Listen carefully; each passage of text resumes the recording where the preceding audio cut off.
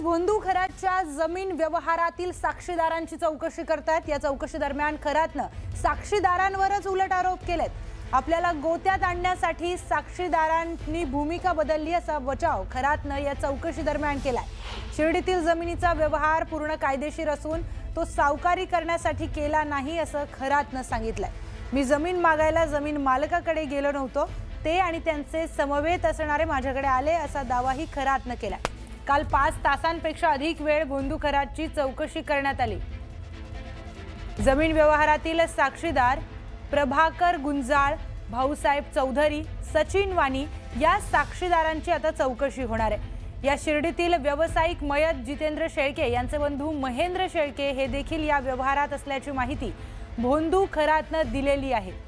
थेट जाऊयात आपले प्रतिनिधी हरीश दिमोटे यांच्याकडे। हरीश, या प्रकरणामध्ये नवनवीन खुलासे समोर येत आहेत। आता तर उलट खरातनंच आरोप केले असं समोर आलंय।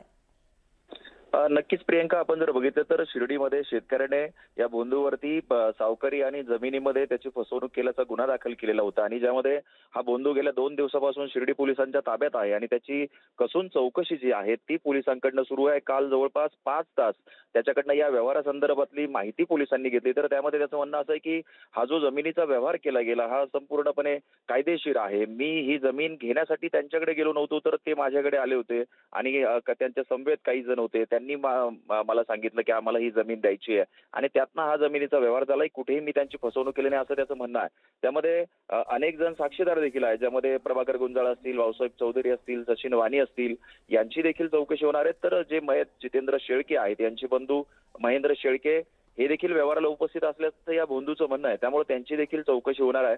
मात्र दुसरीकडे आपण जर बघितलं तर हा भोंदू जरी म्हणत असला की हा व्यवहार सगळा कायदेशीर आहे, तर मग याच्यामध्ये MOU म्हणजे पैसे परत दिल्यानंतर ही जमीन परत हस्तांतर करण्याचा करार हा केला गेलेला आहे। मग हा करार का केला गेला असा देखील प्रश्न आहे, कारण जमीन पूर्णपणे खरेदी करून घेतली गेलेली होती तर मग पैसे पुन्हा मिळाल्यानंतर ही जमीन परत हस्तांतर करण्याचा जो करार केला गेला हा सगळ्यात महत्त्वाचा मुद्दा आहे। कारण सावकारीच्या याच्यातनं हे सगळं व्यवहार झाल्याचं दिसतंय। कुठेतरी 5,52,00,000 रुपये याला दिले गेले आणि महिन्याला 2% व्याजदराने त्याच्याकडनं पैसे घेतले जात होते। हा सगळा व्यवहार अशा पद्धतीने दिसतोय। एकीकडे भोंदू सांगतोय की हे कायदेशीर आहे, मात्र दुसरीकडे संशयास्पद हा सगळा व्यवहार आहे। पोलीस त्याची चौकशी कसून करतायत, काय काय समोर येतं हे बघणं महत्त्वाचं ठरणार आहे। निश्चितच हरीश, दिलेल्या सगळ्या माहितीसाठी धन्यवाद।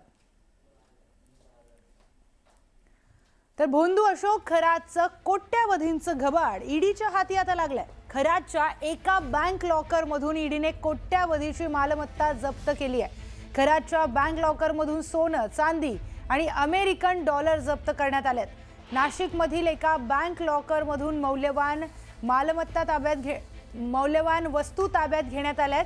अधिकाऱ्यांनी दिलेल्या माहितीनुसार या जप्तीमध्ये 1,10,00,000 रुपयांचे सोन्याचे दागिने तर 1,89,00,000 रुपये किमतीच्या चांदीच्या वस्तू आणि 5,500 अमेरिकन डॉलर्स जप्त करण्यात आलेत।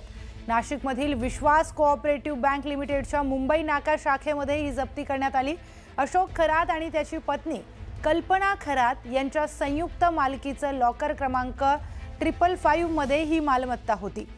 अशोक खरातची मुलगी सृष्टी खरात हिच्या उपस्थितीमध्ये हे लॉकर उघडण्यात आलं। 13 एप्रिल पासून हे लॉकर एजन्सीजच्या रडारवर होतं। खरातच्या निवासस्थानी राबवलेल्या शोध मोहीम दरम्यान ईडीला लॉकरशी संबंधित कागदपत्र देखील सापडली।